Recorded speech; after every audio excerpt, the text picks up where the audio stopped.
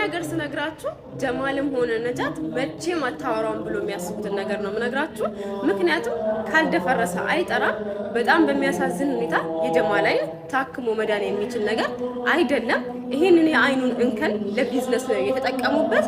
ይሄንን ደግሞ በማስረጃ እናንተ ጋር ማቅረብ እችላለሁ፣ ህግ ጋር ማቅረብ እችላለሁ። እዛ ሄዳችሁ ኢንተርቪው የምታደርጉ ቲክቶከሮች የምትችሉ ከሆነ ጀማልን ይዛችሁ ሄዳችሁ የሆስፒታሉን ስም የሁሉንም የአምናውን ጭምር በራሳችሁ የታከሙበትን እነግራችኋለሁ። ሄዳችሁ ማጣራት ትችላላችሁ። ይሄንን ነገር ዋሽተውኝ ሚዲያ ላይ ካወጡኝ በኋላ እኔ የባነንኩኝ ጊዜ ከነሱ ጋር እጅግ በጣም ትልቅ ሰጣ ገባ ውስጥ ነው የገባሁት። እያንዳንዱን ዝርዝር በተከታታይ ቪዲዮ ሰራላችኋለሁኝ። እባካችሁ ይሄ ነገር እናንተ እንደምታስቡት አይደለም። በጣም ውስብስብ ነገር ውስጡ ላይ አለ። ህግ ፊት ቀርበን እስካልተፈረደ ድረስ ወይም ደግሞ ህግ አውቆት መፍትሄ እስካልተደረገለት ድረስ በጣም ብዙ ነገር ነው መሀሉ ላይ ያለው ልላችሁ ፈልጌ ነው። ቀጣይ ቪዲዮ ደግሞ ነገ ሰራላችኋለሁ። አንቺ ልጅ ግን ጤነኛ ነሽ እንዴ? ብሩ ከተወሰደብሽ በኋላ ልክ አይደለሽም። ብሩ እጅሽ ላይ ያለ አንድ ነገር ሳተነፍሽ ቆይተሽ ልክ ብሩ ከእጅሽ ሲወጣ መንጣጣት ጀመርሽ። ነን ስቶፕ የሆነ ቪዲዮ መልቀቅ ጀመርሽ። ምን ሆነሽ ነው እንዴ? ሰው አቅኮ ነው እንዴ? አይደብርም እንዴ? አንቺ ምን ሆነሽ ነው? ብሩ ስለተቀበሉሽ የሌለ ፋይል ጀማል ታክሞ መዳን አይችልም። ነጃትና ጀማል አታለውኛል። ኧረ እባክሽ እውነትሽን ነው ተታለሻል። እሺ ብሩን ስትወስጂ ማን ነው ሽጉጥ ደቅኖብሽ የወሰድሽው? እባክሽ አንቺ ምን አይነት ጉደኛ ነሽ? ላ ሐውለ ወላ ቁወተ ኢላ ቢላህ። የሌባ አይነ ደረቅ መልሶ ልብ አድርቅ የሚለው ተረት ትክክል መሆኑን ዛሬ ባንቺ ተረዳ። እኛ ፋይሉ መዘርዘሩ ሌላ ቪዲዮ መስራቱ አንደኛ አንቺ ስም አያጸዳው፣ ሁለተኛ ለኛ ጥቅም የለውም፣ ሶስተኛ ዝም ብለሽ ብትቀመጪና ራስሽን ብታስከብሪ። ዝም ያለ ሰው ወላሂ በጣም ነው የሚከበረው። እንደዛ ቢሆን ነው ጥሩ። አንቺ ይሄን ሁላ የምትጋጋጪው ስሜ ይጥራል ብለሽ አስበሽ ነው። ተሳስተሻል። መጥፎ ነው። የኛ ሰው ነጥብ አያዝብሽ ወላሂ ነው የምልሽ።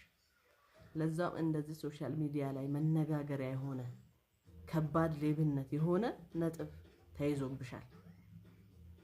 አላህ ልቦና ይስጥሽ። ለሁላችንም አላህ ልቦና ይስጣል። ግን ዝም ብለሽ ቁጭ በይ። ሌላም ቪዲዮ አንፈልግም እኛ። ሌላም ሄዳችሁ አጣሩ። የሐኪም ቤት ማስረጃ እናጣራ። በቃ ሰውዬው እኮ የሚታይ ነገር አይኑ አያይም አለቀ። ስለዚህ ብሩ በስሙ ተሰብስቧል። ብሩ ይሰጠዋል። አንደኛ አይቶ ሰርቶ ገብቶ ቤተሰቡን ማስተዳደር አይችልም።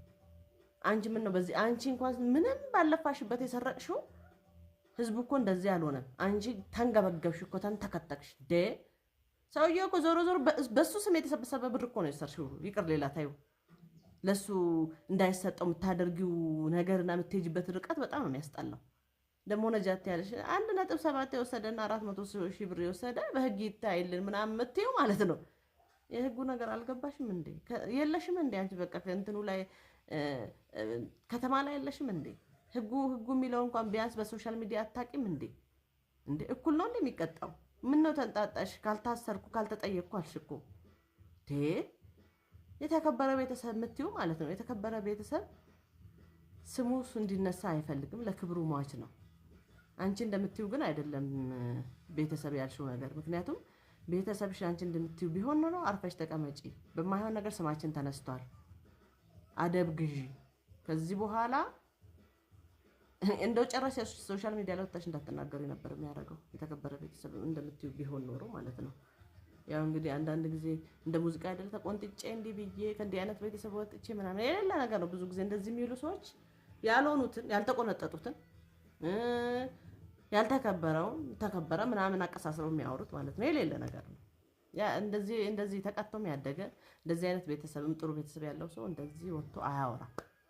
ምክንያቱም ተግባሩ ንግግሩ ራሱ ይናገራል። የተቀጣ ቀጪ ቤተሰብ ያለው ተግባሩ ራሱ ይናገራል። ባቲው ማለት ነው።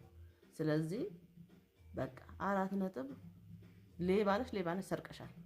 ይሄን አያጸዳው። ግን ከዚህ በኋላ አንቺ ዝም በይ። በቃ ዝም ማለት ነው ያለብሽ። ዝም በይ ስልሽ እኔ ይሄን ነገር ፋይል ማጎርጎር ምንም ጥቅም የለውም። ራስሽን እያወረርሽ ነው የምትጂ ባስ ማለት ነው እንጂ ሌላ ምንም የሚቀይረው ነገር የለም። በጣም